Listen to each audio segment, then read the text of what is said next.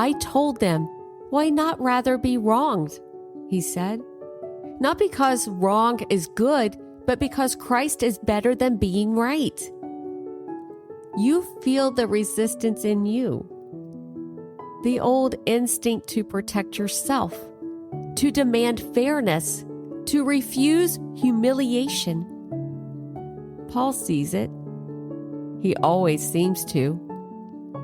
He looks at you and his tone is almost tender. You live in a world that worships winning, he says.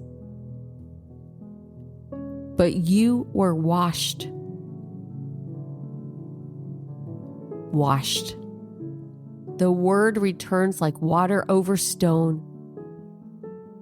You can almost hear the public bathhouse again, the slap of sandals on wet tile, the echo of voices, the steam rising. Corinth knows washing as ritual, as refreshment, as appearance. But Paul means something deeper. You were sanctified, he continues. You were justified.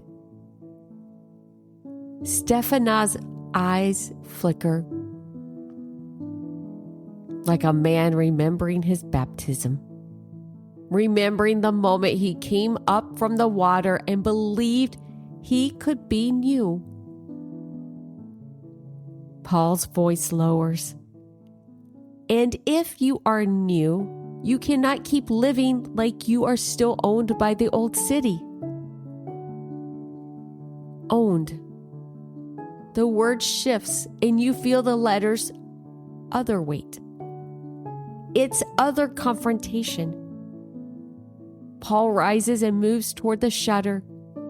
Morning light spills across his face, catching the gray in his beard. Below, Corinth gleams, beautiful and brutal. He speaks without turning around. Corinth says the body is for appetite. He says, for pleasure, for use. He turns then, and his eyes meet yours. But the body is for the Lord. The sentence is simple. It is also a revolution. You think of the hill where Aphrodite's temple stands, and the stories whispered about what happens in her shadow.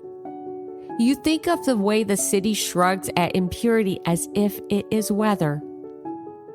Inevitable. Unremarkable. Paul's voice grows quieter, but it does not soften. Do you understand why I wrote what I wrote? He asked. You breathe in slowly. Because what we do with our bodies says who we belong to. Paul nods once. Yes. He steps back toward the table, and his hand rests near the parchment as if the letter is still speaking. You are not your own, he says again. But this time it lands differently.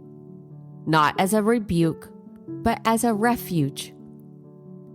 You were bought with a price. Stephanas' shoulders sag, and you realize he has been carrying a burden he does not have words for. Trying to be holy in a city that sells holiness like perfume. Paul looks at him. Stephanas, he says, you do not have to prove yourself to Corinth. Stephanas swallows. But what do I do? Paul's answer is not complicated. It is costly. Go to them, he says, before they go to the magistrate. Go as a brother, not as a judge. Remind them who they are. And if they won't listen? Stephanas asked. Paul's eyes hold steady. Then you keep your hands clean, he says. You refuse to participate in their performance. You refuse to call revenge justice.